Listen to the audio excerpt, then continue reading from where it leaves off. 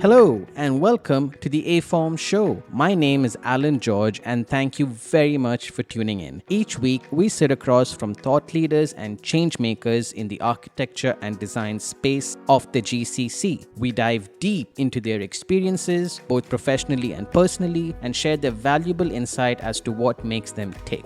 Our goal is to add value to your day and help you navigate your own personal creative journey. Finally, the opinions and the views of the guest speakers are that of their own. They do not necessarily represent the views and the opinions of the show or the host. Before we get into the show, we'd love to give a big shout out to our friends at Inscape Education Management, based right here out of Dubai Design District. Inscape is a design training institute specializing in skill training specifically for the design and creative professions. They currently offer short courses in architecture, fashion, interior design, and graphics design. Inscape's unique training style is aimed at training individuals through design thinking methodologies, enabling them to process and generate real-life solutions with confidence. If you're a working professional, they got you covered too. In addition to the daytime courses that they have running, there are courses tailor-made for you with evening sessions. They provide working professionals with an opportunity to acquire new skills when it suits them. In a nutshell, you can earn while you learn. So the time is now. Pick up a new skill and add value to your workspace. If this is of interest to you, feel free to reach out to them on Instagram and Facebook at We Are Inscape UAE. That is, We Are Inscape UAE. Today's guest is Rahul Sudheer. With strong roots in Dubai, Rahul currently practices as a design architect for the world-renowned developer Emaar. During his journey, he has been part of both mega projects and niche boutique work. He truly believes that architecture can shape the way we live, and as such, spends a lot of time figuring out how we as humans live and interact with our spaces. As an avid sketcher, Rahul believes in documenting your thoughts and ideas, regardless of how crazy they may seem at the time. They may just end up being a solution to a future problem you never knew you had. Today, we talk about Rahul's journey in developer-centric design.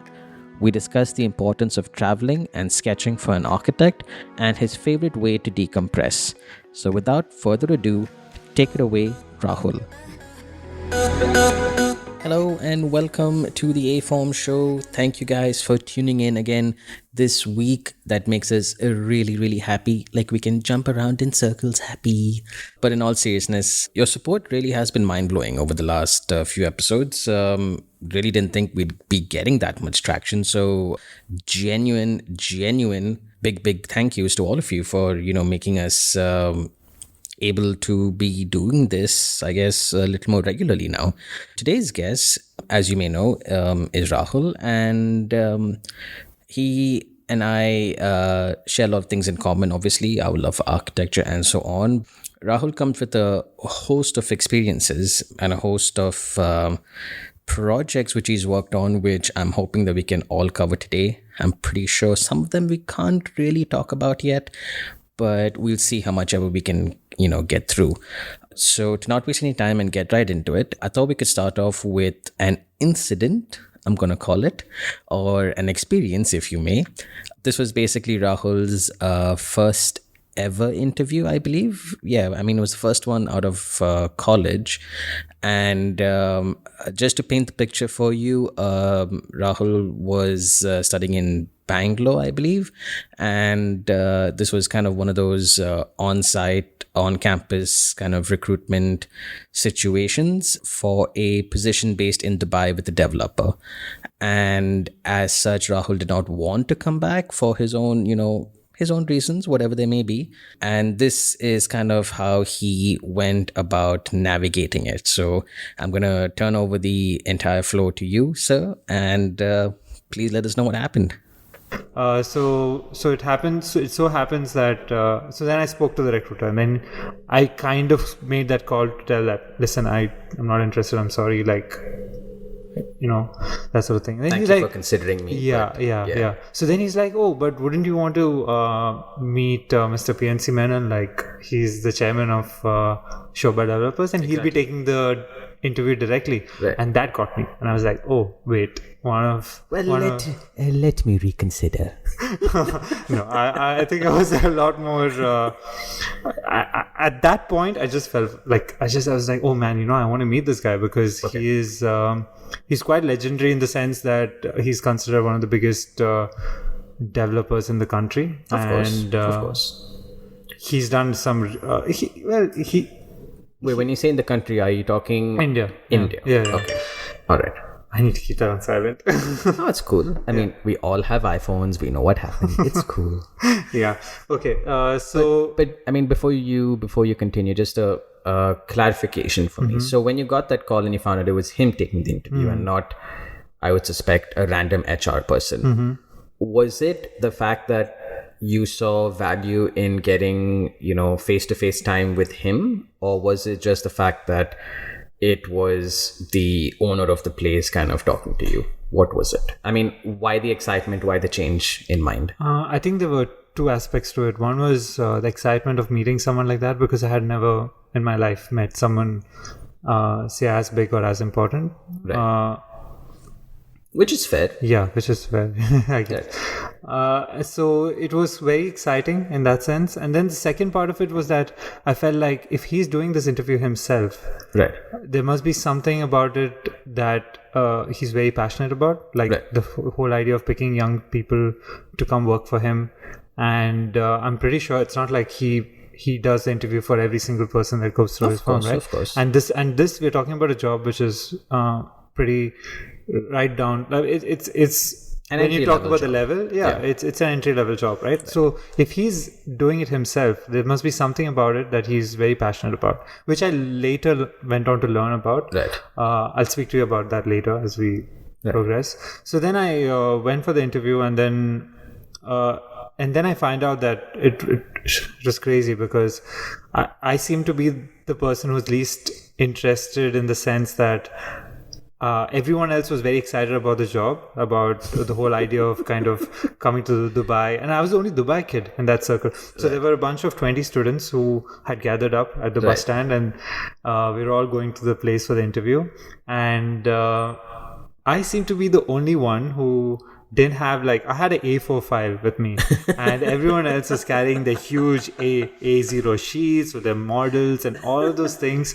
And they're like, oh my God, they had these kind of competitions going on within the college, because unlike in my college where the HOD kind of directly suggested a name, in other colleges there was some sort of competition or something of that sort. Right. And so they were all like they probably, like, in some way earned their way into this interview, while I had just waltzed a little bit into this. So I kind of just picture you standing over there being like, man, I got this. Yeah, no, I think I tried to shift the focus to, okay, Rahul, calm down. The main deal is that you're going to be able to get face. So, coming back to your story, you're on the bus, you're going to meet Mr. Menon himself. Yes, Mr. Menon himself. And so then skipping forward to actually entering the room.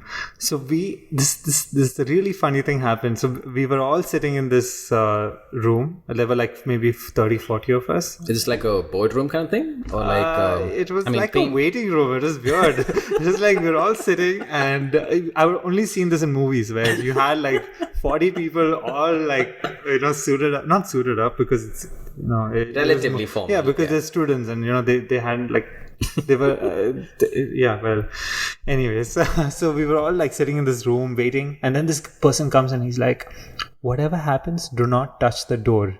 And we were like, what are you saying? Like, what do you mean, like, don't touch the door? Like, I mean, don't touch the door, only open the door with the handle.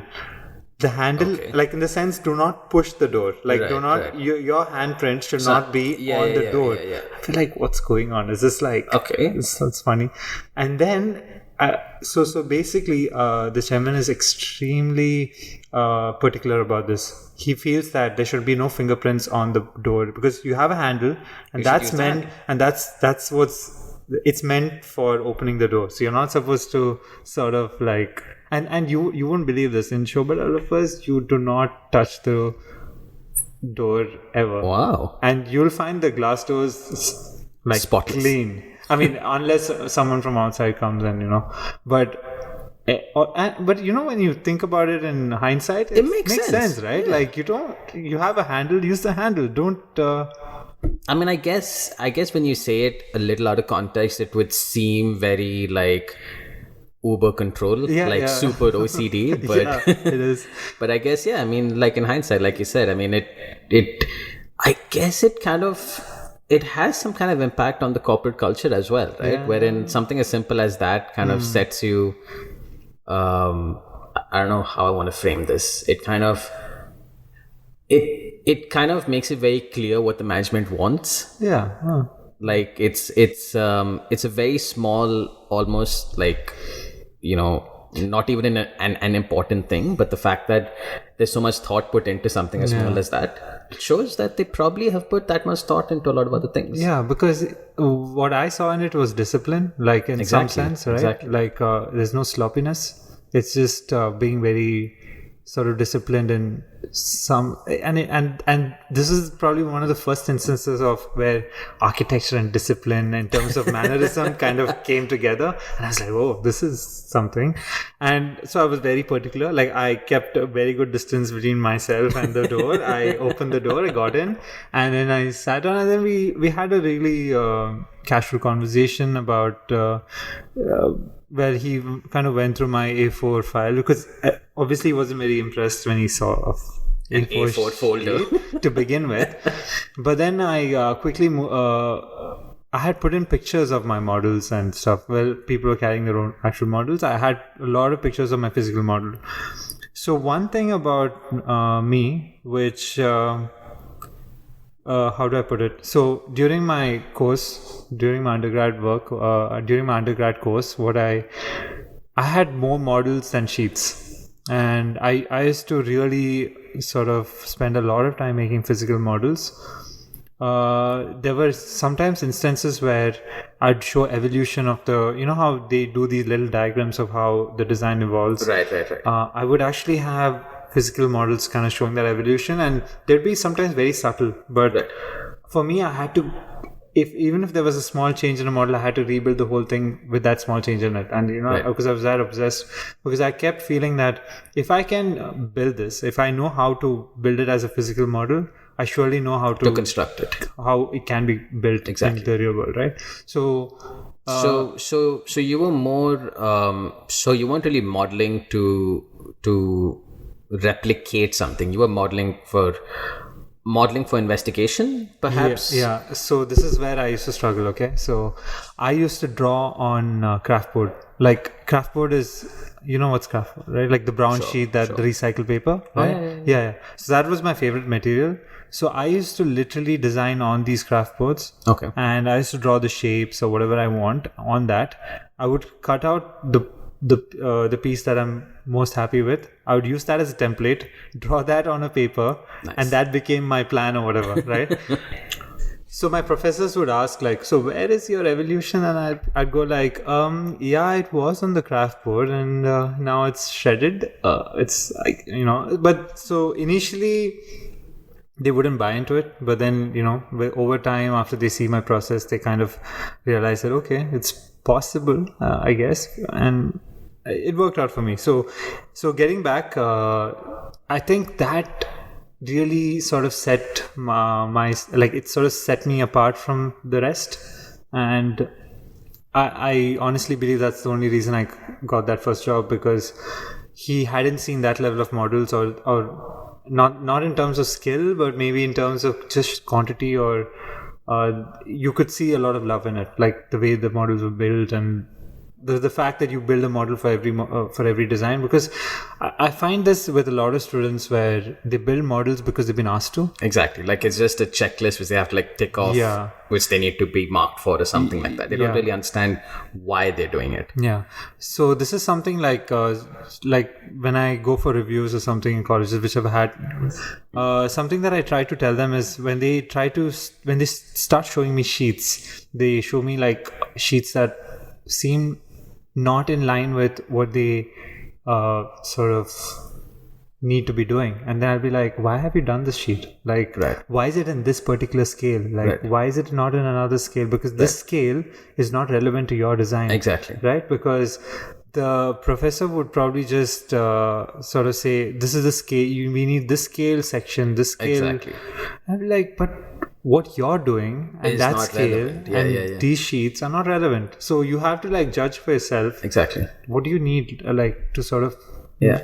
pitch your, maybe for all you know, just a simple model and a few sort of axonometric or drawings Exactly. will kind of do it, because Exactly. maybe you haven't reached the level in your sections, or maybe there isn't anything in that section that can't be seen in a model or in a. Right. But then again, going back a step, I feel like documentation is also very extremely important part of architecture, and this sort of thing has to be developed over like you have to develop this during college, where you have a flair for documentation. Right. It's important, but it's not the end all sort of thing. Okay, so coming back to that interview, and he was at that point, he's the minute he was done seeing all the pictures of the models, he was like, okay, I haven't said this to anyone else, the job is yours. Like, and I was like, what? So he wanted me to say yes or no immediately. Maybe it was part of maybe it was sort of like his way of seeing how committed I was to this whole thing. So at that point, there was no way I was going to say no to him. Right? I mean, so I said yes, and I'm extremely happy I did. It's probably one of the best decisions I made. So when I spoke to my professor, like who like a mentor that I had in college, because I believe that in college it's very important to sort of like have a mentor, right? Like someone who will sort of help you shape what your career should be or can be, And I had that in Anil Dubey. He's sort of like credited as being a mentor for many of the top architects in the city. So so the first call I made was to him and not to my parents. I made that call to him, and I'm like, I did not have this in mind, and this is where I'm heading. And then he's like, are you sure you want to be working for a developer, because you have like immense potential to sort of be doing other things. Yeah. So this is where I first came across the whole notion of how developers are not sensitive, who are people who don't necessarily care about architecture and so on. Now, in this conversation, where what I would be kind of leading this conversation into is the whole idea that that's changing. Developers are not like, there is this preconceived notion about developers about how they are insensitive towards design and all of those things, but I don't think that's true anymore, or simply because, I mean, I'm not saying that it's the case with all the developers, but there are developers who are, of course, who for whom who could challenge this notion. But do you think that's because the market that these developers are in, that market is evolving and demanding for something different, and therefore they're just meeting that demand? Yes, that's it obviously has a lot to do with what people are demanding. So you can't like churn out buildings that are just extremely efficient and just makes the money. That doesn't cut it anymore. You need to start delivering, because there are a lot of these people who are entering the market who have nice niche, like how do you put it? There are these small developers whose focus is on like creating this really nice products, and that really competes with these big developers. It's at some level. So and see, by the end of the day, it's about legacy, and you want to stay in the market for a very long time, and the only way to do it is through good design, because you're going to be overtaken eventually if you don't deliver good design, right? So coming back, I told him like, okay, you know what, I'll just give it a shot, I'll see how it goes, because later, because what happened is immediately after the interview he gathered all the selected students, and then he was telling us about how he's created this team of people from different countries. Like he's kind of created this very mixed environment, and they're all people who have huge experience and all of those things.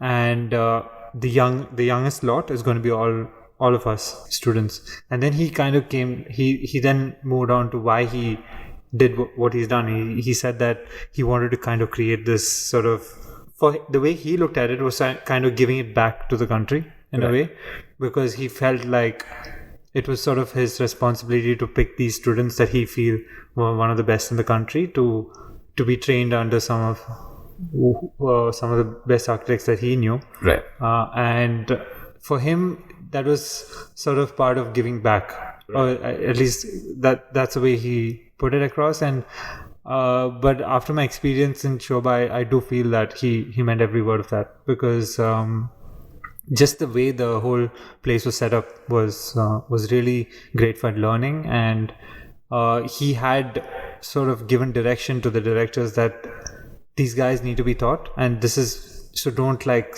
shy away from taking time away from your work hours to sort of just sit, teach them, that sort of thing. So then I had this whole conversation with my professor, and I was like, how I'm probably going to take this job and all of those things. And he's like, okay, fine, whatever you feel best, because I'd always told him that I don't want to end up being an architect. I don't want to be just an architect. I want to be a developer who's an architect. Right. And this is something that's getting pretty common these days, where architects themselves are developing projects. So the only thing, from whatever few years of experience that I've had with developers, the one thing that you need to develop as an architect to become that is, I'm not there yet, but at least I'm trying to put myself towards that, is that you need to sort of pick up that business sense of this whole thing, of the whole business. So one of the most so if you want to be an architect who eventually wants to become a developer, I think what's necessary is to sort of pick up these tools, which is it could be, for example, I've learned like basic accounting, I've learned marketing, I've learned I've done courses on these. I try to be very comfortable with numbers, because generally architects, one of the shy away from numbers. And another notion is that, you were not good at maths. Is that so? I have relatives who said, you took architecture. I thought you were a bright student. You must have been weak in maths. I'm like, no, that's not why I did architecture. So I think it's important to be comfortable with some of the other aspects, especially construction management. So you need to be, if architecture is being jack of all trades, then you need to be like a bigger jack of all trades if you want to be a developer, because you need to be on top of everything. I also think you kind of, of course you need to have, like you said, background or at least a working knowledge of basic accounts and so on. But I think more importantly, you kind of need to have your pulse on the city, or at least, the crowd that you're catering to. Yes. And that isn't necessarily something that you find in a book or something you can learn. Exactly. Yes. Like you literally have to be walking in malls and hearing people what they talk, and maybe even just like grab a coffee somewhere on, the street side and just kind of see how people actually interact with different spaces. Yeah. See, this is where traveling comes in. The reason I've been traveling a lot is, again, this is a huge factor when it comes to me traveling, because say for example, now when we try to create something here, like in terms of what we're also trying to do is kind of, we are contributing into the whole social structure, right, in some sense, because sometimes when you're in the same city, you kind of go in a loop because you're constantly influenced by what you're seeing around you, right? And I think so what I try to do is I try to travel to one metropolitan and then one very sort of remote nature, that sort of thing.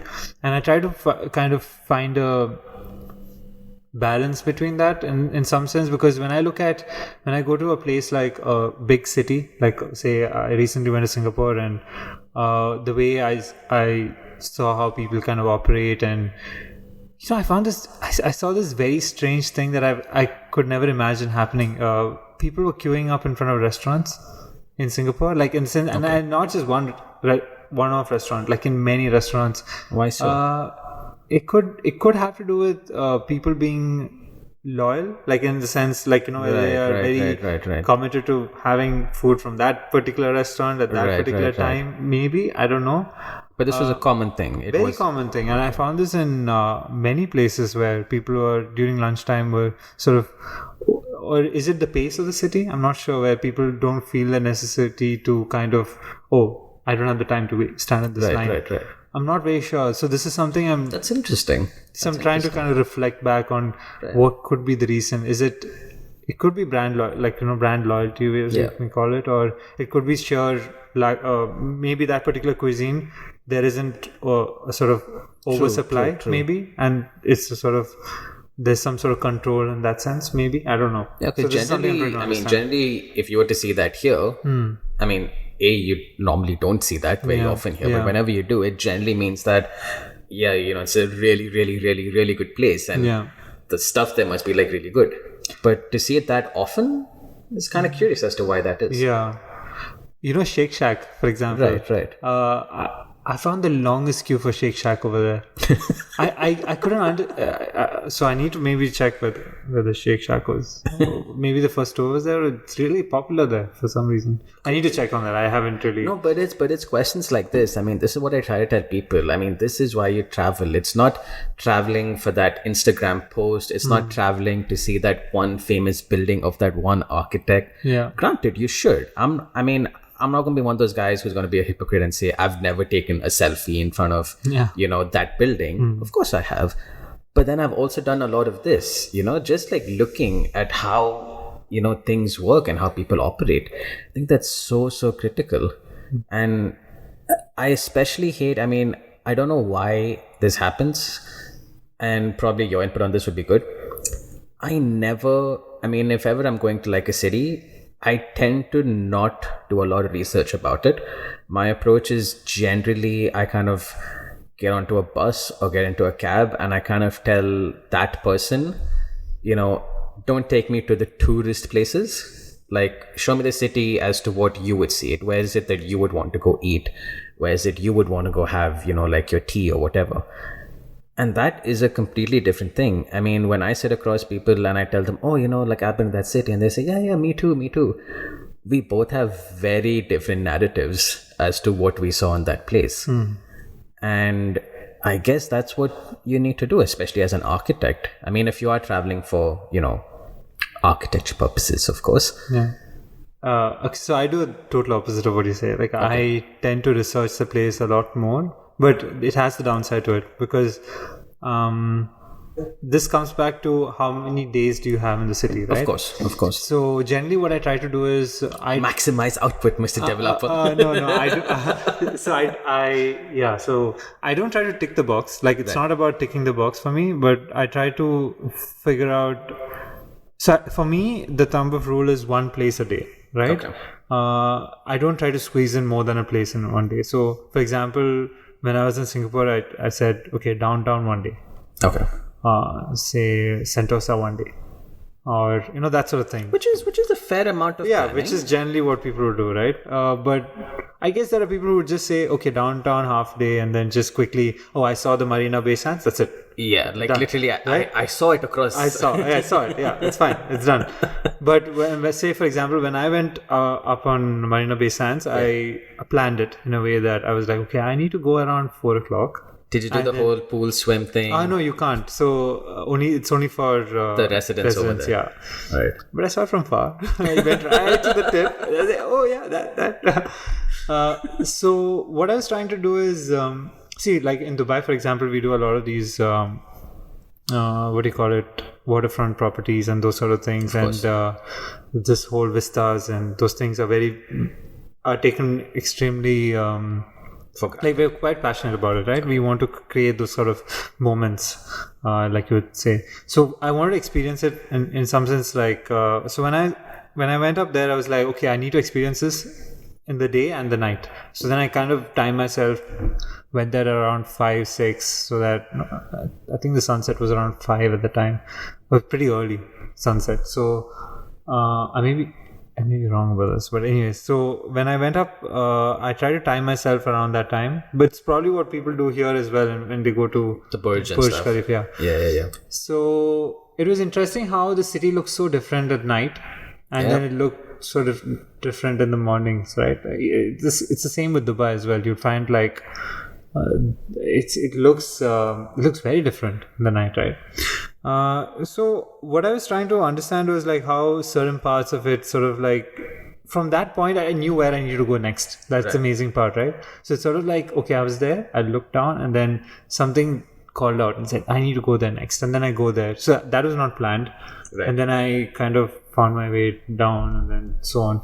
But what I'm getting at is that I try to like plan, but not maybe plan too much. But architecture is one thing, but I find the whole the social narrative or the social structure narrative more intriguing, and that's probably the bigger reason for me to travel than experiencing architecture, because well, it does make a difference, but for me, something that you'll never find online is how a city functions from a social structure perspective, and that's so important. So yeah, that's traveling for me. Cool. Yeah. So on that note, I think this is a good moment for us to go maybe refuel on some more coffee. We'll take a short little break. We'll be back really, really quick. Thank you guys for listening to this episode thus far. It makes us really, really proud that we can add value to your commute, your drive, your workout, your design time, whatever it is that you may be doing, and keep you inspired. Our inspiration and passion is fueled by the amazing team over at the Orange Design Group. The Orange Design Group, or ODG as they're affectionately known, is an award-winning boutique design firm specializing in bespoke, client-centric design solutions. They're based right here out of Dubai. What's cool with them is that under their umbrella, they offer an integrated design concept with architectural, specialist lighting, and home automation services. Their designs are super clean, as in super, super clean. They have a keen eye for detail, and their work has gone on to be featured in various media outlets, both locally and internationally. Their work has won multiple awards across various fields. Currently, they're working on delivering niche, residential, and cultural projects across the GCC. Their work is truly, truly, truly inspiring for any designer. You guys should definitely check them out. They're on LinkedIn and Instagram. The handles are at Orange Design Group. That is at Orange Design Group. Right on. So, just like that, we're back. Yes. So, right before the break, you were talking about obviously your travels, how you kind of see cities function and operate and so on. So, I'm curious to know, from India, obviously you come to Dubai, very different scene, clearly over here. Are you here with a developer or here with a consultant or something like that? How is it? So I worked with Shobha developers for about 2 years, which was a really nice experience. And then I'm with Emaar developers now. Probably one of the best experiences I've had in the short career I've had so far. I'm assuming that transition wouldn't have been that problematic then, because you basically went from developer to developer, right? In fact, it was quite different. It's very different, in fact. See, the thing is, at Shobha Developers, there was sort of like a different kind of an environment, in the sense that, like I mentioned earlier, there was a lot of sort of, how do I put it? So we were 10 or 20 of us who were just fresh out of college, and we kind of had this. We would sort of be a group in that sense, right? And we had a lot of fun. It was literally like an extension of college in some sense for me.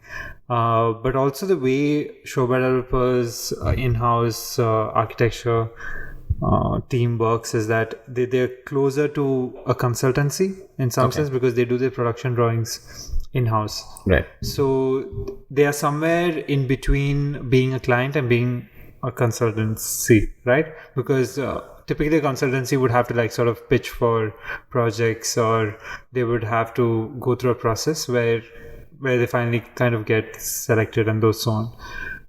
But over here, you're already hired in some sense, and it's just a matter of understanding what the client, or we would treat Shobha Developers as a client, and we would sort of like try and deliver what is required from the development team. Right.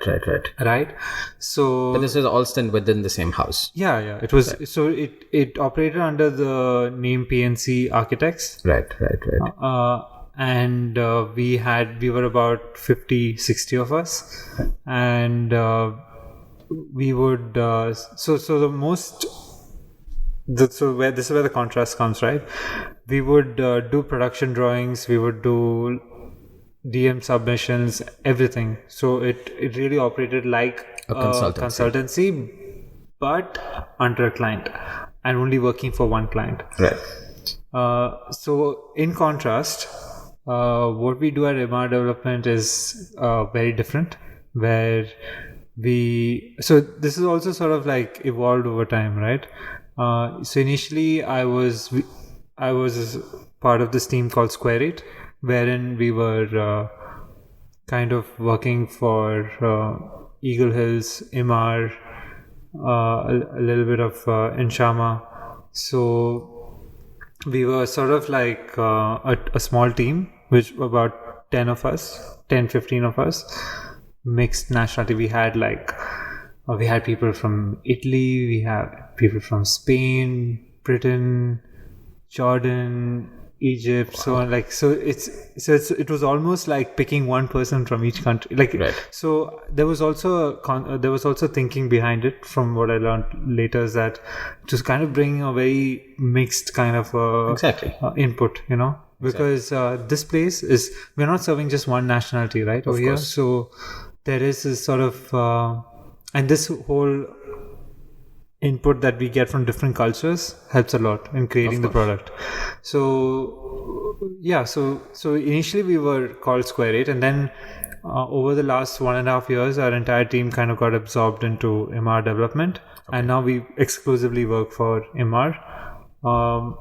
So even through that transition, our job profiles have like kind of evolved. So it's sort of like been a transition for me slowly into development, right through from college to until now. Well, there's only so much you can plan, but I'm just really happy that it's sort of going in the direction that I wanted. I think, man, you should have a plan for sure. Mm-hmm. I think everyone should have a plan, actually. But it's just about being ready for that opportunity when it comes up. Like, that's what you're planning for. Yeah. Right? Because, I mean, I guess had you not, taken that one interview with Shobha a while back, you probably would not have been in the same space as you would have been when Emaar came along, Yeah. So this is another interesting thing. So what I keep telling people is that whatever you're doing, just give it your everything, because you never know. That one job that you're doing is what could probably lead you to the next. Exactly. So the person who brought me to Emaar, I worked with him only on one project, and I worked with him only for a month. Right. And it was during his notice period. Wow. So can you imagine? I had no idea that he was heading towards Emaar or towards Square 8. Right. And he was sort of like transitioning, and it was almost like a last minute decision where I was assigned to him, and he had been working there for like 2 years. Okay. And just the one, and I when I was working with him, I had no intention of like, it wasn't like in my mind that I need to impress him, I need to tail him, I need to go with him. Right. But it's just that I just went about my business as I would. So tell me, man, I'm kind of curious. I mean, this was one of the questions, like, as soon as I knew you were coming on the show, I was like, I gotta ask him this question. Mm-hmm. Tell me about your design workflow, man. I mean, tell me how it was when you started off, say by yourself. We established now you were definitely deep into modeling. That's how you kind of started, your whole physical model transition. Tell me what it was like in Shobha, and then what it's like now at Emaar. Mm-hmm. So it's very different. So like I said, there was a lot of mentoring that happened in PNCA, where the most, I think something that I'll carry with me for my entire life is this whole session that we used to have with our director, where his name was Neil. He would call us, all of us, like the 10-20 of us, into a room, so all fresh graduates into a room, and he had this board. They were like big on these big like room meeting things. Yeah. So we had this board, and he would start drawing details. Like, it was a building construction class, Nice. which was the best building construction class that I ever took in my life. he would speak about details that we need to be mindful of when we do our designs, like while we are sort of drafting them or whatever. And he would not just tell us what needs to be drawn, he would explain why it's done the way it is. So something as simple as waterproofing, the basic concept of it. It's not just about what are the layers that need to go, but what is the logic behind it? Like why do they do what they do? And something as simple as a coping, or why do they do things like that, and even your foundations, how do you waterproof it, and how do you do it, and those kind of things. Or when you pick screws, what are the kind of specifications that you need to be mindful of? It's not that we do the specification. There are people who are kind of specialized in doing this, but when you see the specification, you should be able to say, okay, that sounds about right, that sort of thing. So there were aspects of design that was very relevant, and that made it very engaging, and that made it a perfect learning experience in that sense, right? So it was a lot more interactive. It was very interactive. Yeah, it was. So the thing is, let's just put it this way: we were like draftsmen in some sense, and that's how most jobs start, right? Like where I need you to repeat that again. No, you have to kind of go through the grind, like whatever. Exactly. However, what you may be a superstar in college, but you cannot expect to walk into a place and just start designing skyscrapers, right? You'd be surprised as to how many students I meet, and I'm saying almost daily, who literally rock up and be like, yeah, so I graduated top of my class, and yet Zaha doesn't call. I don't know why. I mean, I'm like, you need to pay your dues, man. I mean, rightly, like you said, whoever you are, as you might be the most talented dude there is, but it's not even so much about paying your dues. I mean, there is something that you learn at that level, which you will not learn if you just skip that and move ahead, See, what's important is you can be stuck in that phase for a very long time. It could be 2, 3, 4 years, or it could be 6 months. Exactly. That comes down to how quickly you're learning and how good you are at that phase. Exactly. So you could be doing toilet layouts, or the typical you're going to just do toilet layouts in the first. Right. Yeah, well, you do it, but depending on how quickly you learn and how good you get at it, what will decide how many months you're going to be doing that. So if you're quick at learning it, because we had draftsmen, so it's not like we had to be doing this, but it was more a part of learning than actually needing us to do it, right? So because there's no other way to learn than drawing it yourself, and believe me, because I drew it myself, I remember those details, because there's no other way you'd remember it. Correct. So that was how it was in Shobha Developers, and then so it was very sort of detail driven and technical, and understanding some basic concepts like like getting it was sort of like understanding that checklist of what are the things that you need to put together a package and that sort of thing.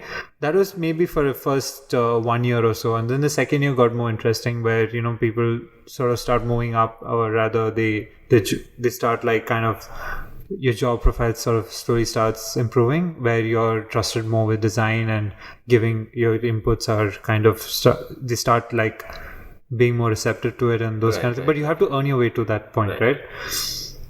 So there was a stage where we would have to resolve designs and those sort of things. So that's different levels of how you would sort of transition through a career. Initially start off with where you cannot expect people to take your design inputs. Of course. Right? You're basically just a better draftsman, right? In some sense. But again, even in draftsmen, they have some really brilliant draftsmen, and you cannot. Like it is a legitimate art. Yeah, it is. It's so underrated. So underrated. Yeah, I mean, you can. Not a very experienced architect, but a relatively good architect can, right off the bat, just by looking at a drawing, tell that the guy who drafted it knew what he was doing, or did it in a hurry, or did it just cause. You can tell just by looking at it. Yes. Transition would be like, say, from being a basic draftsman maybe to sort of someone who gets those moments where you get to put through an idea, to someone who becomes the integral part of that design team, and that's one. Right. So for me, that whole transition to actually becoming part of the design team only happened once I moved to Emaar, because the whole idea was that we had like 12-15 people who were going to be responsible for the design decisions made. So this was extremely exciting because we had tons of projects lined up. Essentially, everyone does the same kind of job, wherein it's the scale that differs. So, for example, a senior would be probably handling a more complex project, while I would be handling something more within my scope. Right. Maybe, so they kind of assign each of us in teams or as individuals certain assignments within your capabilities or within your kind of scope, based on your experience and all those things. So generally what happens is when I'm given an assignment, it's generally a 1 or 2 weeks exercise, Right. or a 1 or 2 days exercise. Sometimes it could be something as simple as, so there's a lot of innovation that's part of my job, wherein we try to create new products, new ideas, and a lot of work that I did or we did about 1 or 2 years ago is sort of materializing only now. Right. So in fact, our contribution is starting to reflect only now, even though we started like maybe 2 or 3. Because the thing is, it was more fundamental. It was about creating that foundation and then building upwards. Right. In the meantime, also what we're doing is we tend to review a lot of the stuff that's going to site and trying to make sure that it's up to the mark and those kind of things. So it's really difficult to pinpoint and say, oh, that those buildings had this team's effort in it, or so on, because we don't. Ownership is a bit. We are kind of like sort of like this in the background. Like it's very hard to say what our contribution is, in the sense that we are like these ninjas of sorts, right? Like we literally are. I'm curious then, when you get these 1 or 2 day exercises, like you said. The 2-week thing, I guess it's a little more spaced out, and I guess you can do some kind of, scheduling of, your workflow and things like that for those kind of, timelines. But for the 1 or 2 day things, I'm curious as to how you would start up. Does it always, start with a sketch? Or do you need to go somewhere to be inspired? How does that work? So generally how I work is I always have this sort of piece of paper on the side, right, and a pen. So in case there's something that kind of crosses my mind, I just like kind of doodle. So what I do, but I'm also like, I also do a lot of digital art, like in the sense I'm big on my iPad. Like I think the iPad changed my life. Thank you, Apple. Yes. I really wish I had it during my college. Because what I used to do in college was, obviously we used to have tracing sheets and glass table with light below and all those things, of course. Right? But iPad makes it so much more convenient. I don't call it tracing, okay? Like it's not about tracing, but it's just about putting your thoughts together. And I don't think as an architect you need to be a really great artist. It's just finding a sort of means or ways to sort of communicate. It's about communication. Exactly. Right? I can't remember who it was, but we had someone on the show who literally said that being some of the best architects in the world, but the reason why they're so good and why their projects do so well is because they just have such a clear line of communication with what's in their mind to what eventually gets built. And that is kind of what makes them like really, really great, as compared to someone who probably has a really, dope idea, but somewhere along the line it just doesn't translate because that communication isn't there. So I think this is what students probably need to focus on, is that don't try to be a really good artist, in that sense that don't try to draw it like, oh, it's you don't need to focus on your sketch looking exactly like what it. It's just about capturing those the gist of it, right? Which, by the way, art students, if you guys are here for some reason on this podcast, we love you. We're not saying that what you're doing is wrong. We're just talking from a very architecture interior point of view. Yeah, like so you need to probably develop your drawing style focusing on communicating than actually making it pretty. So what I generally tend to do is my rough sketches or the ideas are on paper, which never see the Light of day, right? But what people do see is when it's all refined, what I tend to do is I mask it up quickly on SketchUp so that I get the scale. Because to be honest, I'm not reached a level where I can draw without a kind of guide in terms of proportion. Yeah, proportion is there, but in terms of like, how do you put it? I like to be a little bit more accurate in representing what I draw. So what I do is, say for example, I do the basic masking. I set up the view, and I use that as an underlay, and then sort of draw over Trace it. over that. Yeah, draw over that. Yeah. So you know for sure that whatever you're drawing is to scale. You're Right? So then you don't have to bother measuring and those kind of things. So this is generally a trick that I picked it up from my director, my current director, who kind of does a similar thing. Workflow. And I in fact, you'd be surprised a lot of people do that.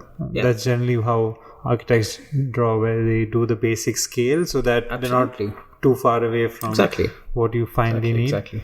So that's generally how I tend to work. In college, when I was making all these models, I was told, like, you do know that eventually you're not going to have the time to do all these models and that sort of thing. Because I used to draw, but not enough. And it feels like I wish I had.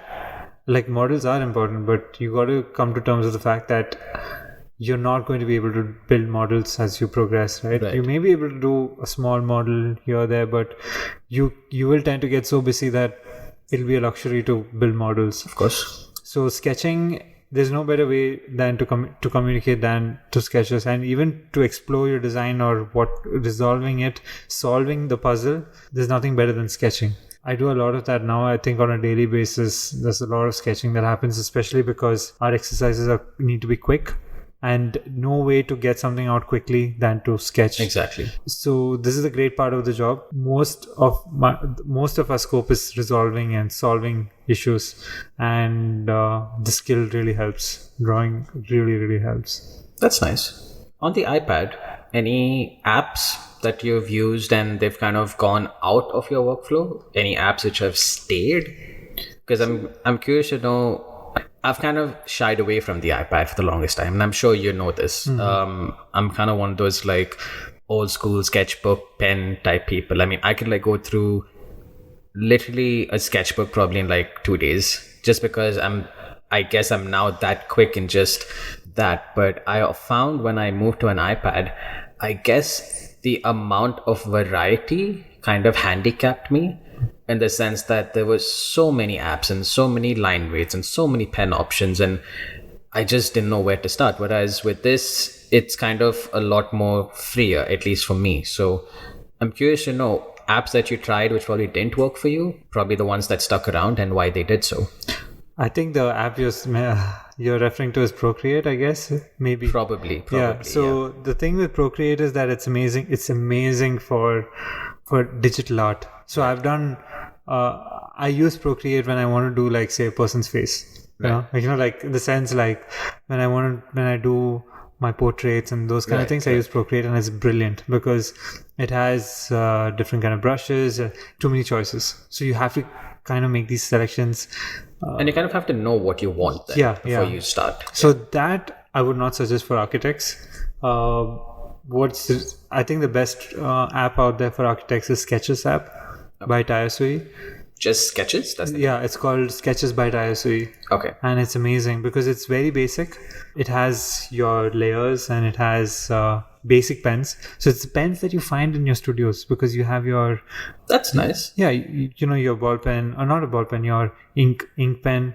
Yeah. Then you have those thick... Those Copic markers stuff. Yeah, Copic markers, you find that. Then you find the pentel pen that you have. That's very popular. That's also really nice. And then, the Uniball different line weight pens. sweet. So you have those kind of things, and you get the same kind of Output. See, now it takes time, because one of the things that I struggled with initially was the grip. Sometimes when you're drawing, you can feel that pencil tip on the paper, right? Like There's you some kind level of friction to it. yeah, and so you on. feel the connection. That goes missing when you do on an iPad. It's almost like kind of gone a little numb, and then you're just feeling your way through. Very robotic. I feel nothing. Yes, but once you get past that, once you get used to it, there's no stopping you, because you can create. See, one of the best things is you can erase, redo it, or just switch off the layer, draw the next thing. So there's so much possibility, so much scope to just keep exploring. Right. And sometimes when you're drawing on a paper, you can get a little lazy. It's no fault of anyone, but you can get tired with just redrawing the whole thing again and again. Exactly. Just organizing your thoughts sometimes can get a little challenging. Right. So this is definitely helps you just make it a lot easier, and gives you more time to sort of just explore. So that way I really like using the iPad. And so Sketches. That's Sketches. That's my your go-to main driver. Yeah, that's my go-to app. So yeah, it's. How about there was one more which a guest had brought up. I think it was Morpholio. Yeah, I tried using Morpholio as well. It's great if you're. It's more draft. It's somewhere between sketching and drafting. Right. So you have a scale, and you can start measuring areas and stuff like that. I'm kind of actually now going towards Morpholio, but again, not for sketching, because in my workflow, rather, the place where I work at, there we use a lot of BIM basically. So a lot of our markups and things like that basically happen on the iPad. We use this a BIM software called ArchiCAD. So what happens is, especially if you go on site, we kind of have the BIM model with us on like an iPad, and then we kind of just turn on the camera, take a picture, mark it up, and then it goes into Morpholio. We trace over it, and just general kind of like general markup, I would say, happens there. And for that, I found, at least for me, it's pretty cool. But again, to like start off a design like off the bat, I still haven't found an app, at least for me, that kind of works that way. So I think one of the advantages of Morpholio is that, so I've noticed people using this when they do two things, right? One is when they do villa layouts, when they want to get the room sizes right. Right. So generally what I do is that as an underlay, I put a grid of one, like maybe a meter by meter grid, and then I kind of draw over it. Right. Well, it's very rough, right, in some way. But then I've noticed people who use Morpholio have a little bit more grip over control over that areas and stuff like that. And another application would be when you do master plans, where you want to get your built up areas or footprints kind of close, ballpark. So then that sometimes helps, just placing those blocks and of the right sizes. There's another app also that it's going away from digital, but remember that app that you shared on LinkedIn about where you just extrude the... Oh, yeah. That's a brilliant app. Yeah? Yeah, that's really good. We gave it a shot, but it still wasn't...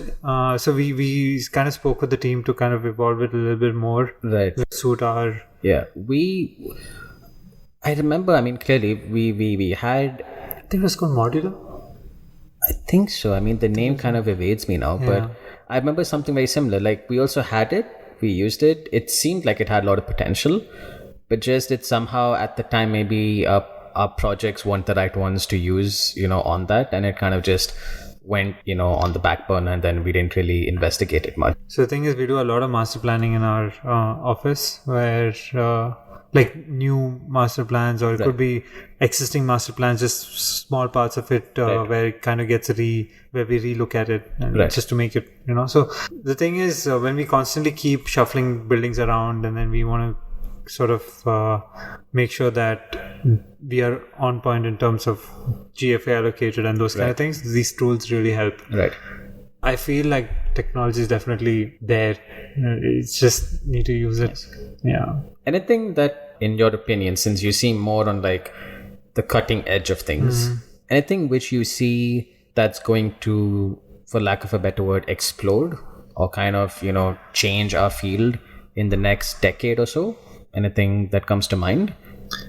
For me, the only technology that I would be really, really interested in that would get me really excited is if you're saying that the energy required to do this thing is going to be like 50% or something around that sort. So for me, I think energy efficiency is what needs to sort of drive. When you say energy efficiency, you're talking about as a designer, your time being put into it, that kind of energy? In terms of construction, like in terms of how quickly you can. Now, when it comes to 3D printing, now one of the biggest catches is that it can be sort of done in a controlled environment in a very factory kind of setting where it's almost like a pre-enginered kind of thing. Yeah, so that's where your energy saving comes. Maybe this is a developer and me kind of talking where I'm like, I'm still not very, I haven't really bought into the whole idea of that buildings need to be really fluid shape and those kind of things, because I still feel that when you look at the larger context, not necessarily here, not in Dubai, I'm talking about say a place like India where people are still struggling to put roof over their head and we need houses, right? And then are we ready to have the conversation about those kind of buildings yet? I don't know. Maybe some parts of the world have, but I kind of then see opportunity in that. I mean, for example, if you could take something like 3D printing and you could find a use or an application wherein you're doing like really efficient, really quick to construct low-income housing, for example, in a place like India. I mean, that's kind of like, this kind of overlap between both of your problems right now. So maybe the mistake that generally, like even now that I reflect back on what I just said, maybe we associate 3D printing with fluid shapes. Maybe that's wrong. Right. Maybe it can be like just traditional shapes but then again, then the argument would be that when you have the like there's no winning the argument. Yeah, like either so then way you'll you be like, go. okay, wait, you're anyways taking the effort to print it. Right. Might as well make it fluid. Right. Okay, maybe, I don't know. But recently we had a conversation in our office where we were like, so now Uber is coming up with driverless cars. Right. Are people actually going to be driving cars, say, 20, 30 years down the line? I mean, we're just like challenging the whole idea. So what are we going to do with all these podiums that we're building for these buildings? Exactly. These basements, are they going to be relevant? And now when we look at our podiums, like recently we were looking at the possibility of converting some of our podiums into usable spaces. But then the problem is the clear height is not enough, right? We were kind of challenging the idea of, so should we start specifying buildings with a better clear height so that in the future it can be converted into something? Yeah, so we were kind of just exploring that possibility and just kind of brainstorming over that. So this is the exciting part where that's really interesting. At Emaar we are now trying to be more innovative, more challenging convention and those kind of things. There's a lot of design innovation that I think needs to be thought about before we get excited about okay, it is important to from a technology point of view, but as an architect, I think what really excites me is being innovative in terms of design. Right. So it could be something, even robotic parking nowadays is getting popular, right? Yeah. And you need only half the volume so if, for example, if a 2000 square meter podium today can be made into 1000 square meter if it's robotic parking. Exactly. I mean, I'm just getting a ballpark figure, but then I just spoke about energy efficiency, and I don't know now if that's energy efficient. But what I'm getting at is that there will come a time, I guess, when we can start talking about the technology being a bigger conversation. That's interesting. That's really, really interesting. Because in my mind, I guess, how you have that big paradigm shift that happened from 2D drafting to then modeling and then the whole BIM thing, and now there's AR and VR and all those other different types of better communication, if you may, for an architect. I always thought that something like that would be the future, but I guess you're right. I think we still need to have that conversation about, even if we get those tools, what do we still do with them? So they're amazing tools that are being developed, but I still feel like, so your question was what excites me. So for me, what really excites me would be innovative thinking in terms of design, which I still think there's a lot of scope. I mean, there are solutions out there, but it's just a matter of integrating them with to conventional sort of thing. Right. So that would be very exciting. And the way I imagine houses, for example, in the future is that they'll be like little robots, like in the sense that, so this is a lot of influence coming from movies, right? Like for me, I feel like from Wait, but I mean, before we jump into that, just curious, is movies a big thing for you? Is it something that you kind of, I don't know, because I mean, for me, I remember this one house I designed based off a song that I heard. Okay. But for you, is movies your kind of like go-to or something that inspires you? So like I was saying earlier, right? Like how traveling sort of helps you understand the pulse of the people and those sort of thing. I feel like movies also help you understand the pulse of the people, in the sense that you kind of get a general sense of what people like, what people aspire. So there's something about movies that make certain things very appealing, right? And then it kind of starts defining what beauty Culture. is, what luxury is, or how does one want to live. Like it starts defining certain things from a social perspective, maybe. It probably kind of defines aspiration. Aspiration, yes. Yeah, because Exactly. I guess anyway, people going to movies or seeing movies are kind of looking for, to some extent, that fantasy or that, you know, that thing which they aspire to be, or lifestyle or whatever it may be. Yeah.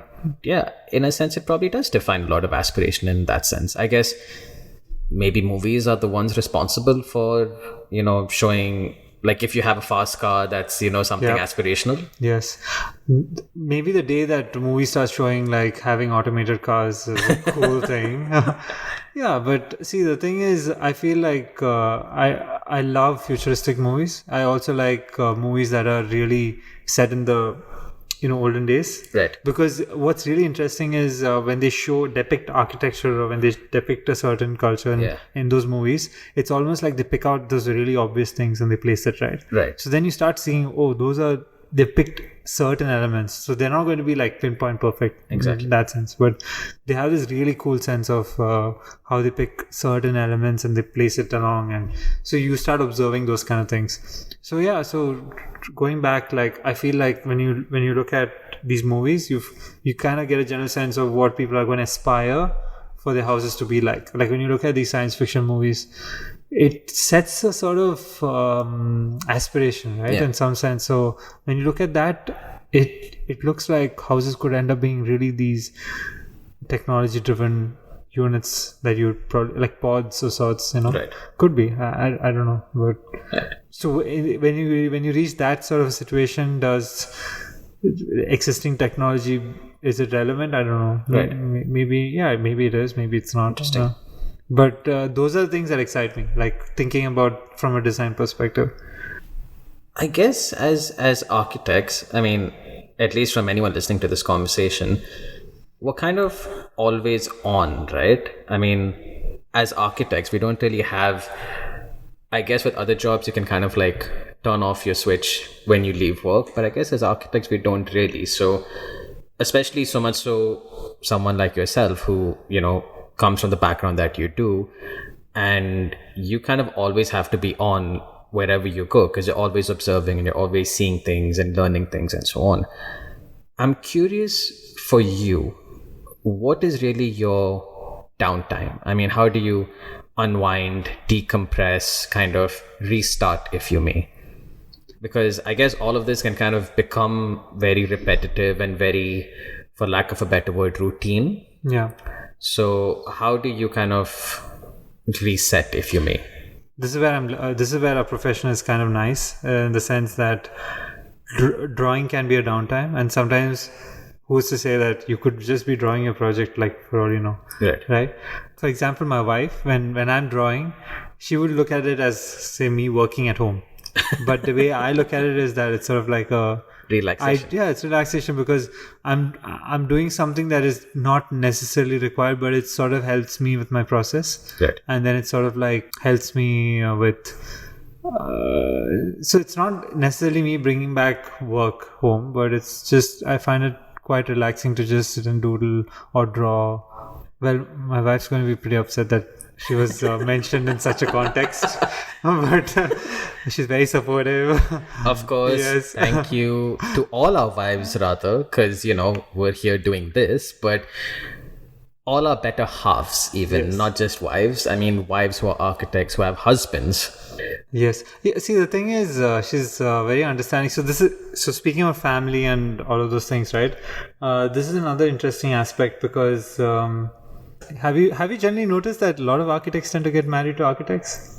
Yeah, I've noticed that, and I've also noticed a lot of architects have a lot of other architect friends who Yeah, right. meet up and talk about architecture, and yeah, we're kind of very cocooned in that sense Yeah. with other architects. So your downtime is with other architects, right? Yeah, like my downtime, ironically, at this point is, oh my god, so much pressure, deadline with architects, and then the downtime is, okay, submission done.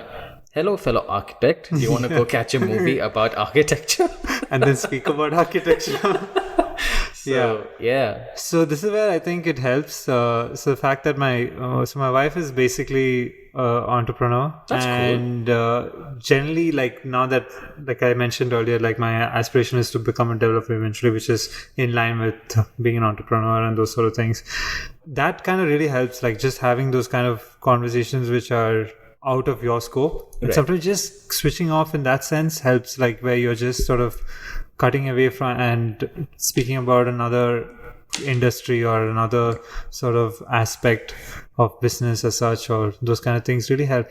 I'm curious though, what does she do though? What's the business? So her background is that she's an engineer. Okay. And so this is something I keep struggling to explain to people what she does, and she's gonna kill me for this because this is probably like the 100 or millionth time that I'm trying to explain. So she makes packaging machinery. It sounds pretty dry and everything, but it's very Wait, so these interesting. are the actual machines that package Yeah. stuff. So while we're at a restaurant, this is the typical scene, right? I'm at a restaurant. And I'm observing the nice lights, the interior, and the flooring, and I'm like, oh, the acoustics is quite nice. Maybe the music is the right level and all this. She'll be like, oh, this sugar has been packed in this particular machine at this particular this. Damn. So she picks up a sachet on the table and be very passionate about what she does. So once she's in it, she's like completely in it. So That's nice. So we both are like very similar, but the In a good thing sense, is that we in different areas, so then it doesn't clash. And then so I'm constantly learning from her, she's constantly learning from me, and that kind of creates a really That's nice a very good environment yeah to be in, especially for someone creative, I would imagine. yeah Because you constantly have to be like stimulated with something. I guess if it's the same thing, it can probably become repetitive after a while. yeah can be. So that way it's quite nice. Nice. Well, cool, man. I guess we're reaching towards the last segment of the show, which kind of tends to take people by surprise because they don't know about it. So I guess you're going to find out now. I haven't come up with a name for this, and I don't think I'll even have one anytime soon. Every time I interview someone, I say I don't have a name. Oh damn. Yeah. So, question one. I remember really quick, right? When you're designing as background, what kind of music or ambient do you like having? I like music that does not take my attention, in the sense that, so generally I don't like music that is very engaging, in the sense that, how do you put it? It should not take my attention away too much. Okay, radio music. It doesn't take my attention. It's just there.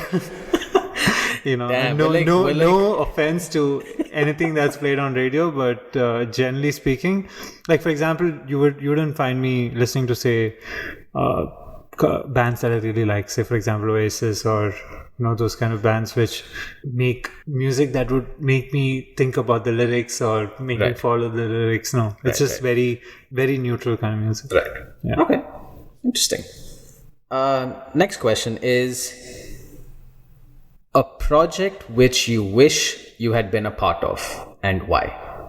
This can be something which has been built, something which is under construction, or something which is probably in concept now, which is going to be built. Any project which you wish you had been a part of. So the project that inspired me the most in recent times was by Alejandro Arvana. I'm not sure if I'm pronouncing his name right. Right. The Chile architect who recently won the Nobel Prize Right. for social housing. Right. I don't know if it was just for social housing, but the project that I really like of his is the social housing buildings that he did, which were like incremental in nature. Right. So it's like incremental housing. They build half the house and then the people kind of build Carry the it other off. half. Yeah. And I found that it's not a I don't know if he's credited with inventing it or anything, but I think it's actually Corbusier has come up with this in terms of when you speak of domino house, in some sense it is it is incremental housing. So those are the kind of projects that I really wish I could have been part of, like something that is so socially relevant. Right. And last question. If not an architect, what's the one profession you'd want to explore? It sounds really strange, but I haven't.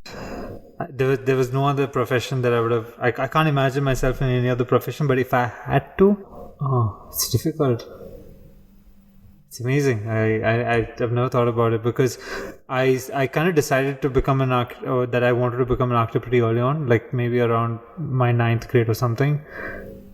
I think I would have loved to be a teacher. I think I still want to be a teacher. I see myself teaching at some point in my life. That's nice. Yeah. But teaching architecture or teaching Just anything that you want to be. But it'll mostly it'll be architecture. But if I wasn't involved in architecture, then it'd probably be teaching, just generally teaching. Right. Yeah. Well, for whoever's listening, this was probably a lot longer than what we would normally have, but I'm sure you'd agree, a lot to think about. A lot of gems in this particular one, I would say. Well, Rahul, thank you very much for coming on the show, man.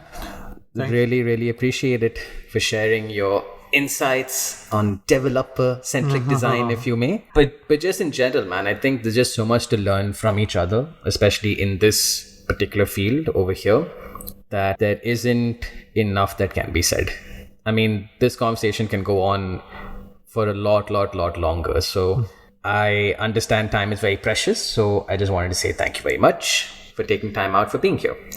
Thanks for having me. It's amazing. Like, when you think about these questions, I think these are questions that are relevant to almost every architect out there. But the moment not many people kind of pause and just think about these, like, what would your answer be? In fact, I'm sure that most of our listeners would probably be like, the narrative in the head would be, okay, so if I was asked the same question, what would my answer be? What would I say? Yeah, I'm sure, because, and then they'd be surprised with themselves, like, would kind of come out of their head, So it's amazing because I think we don't think enough about it and we don't speak enough about it. And I hope this sort of gets the ball rolling, and of course, we'll have a lot more of these kind of sessions where I'm looking forward to a session where we'd have people as a group. Right. Where we can all just sit and like throw ideas at each other and throw thoughts, and that'd be really interesting. Yeah. Yes, that's my aspiration now. Yes. Thank you guys for tuning in. We'll see you guys soon. Take care. Bye. Bye. Hey guys, thank you so much for listening to the complete episode. It means the world to us that you did. As you probably know, this episode, along with a host of many others, are available on all of your favorite streaming platforms. If this episode in any way added value to you, please subscribe to us and leave us a review. It really helps us get the show out there to a much larger audience. Feel free to share the episode with your friends, your colleagues, or anyone who may benefit from it. Meanwhile, if you'd like to get in touch with us, follow us on Instagram at aform.studio. That is at aform.studio, and send us a DM. That's it. It's that easy. All right, guys, this has been awesome, and we'll catch you guys next week.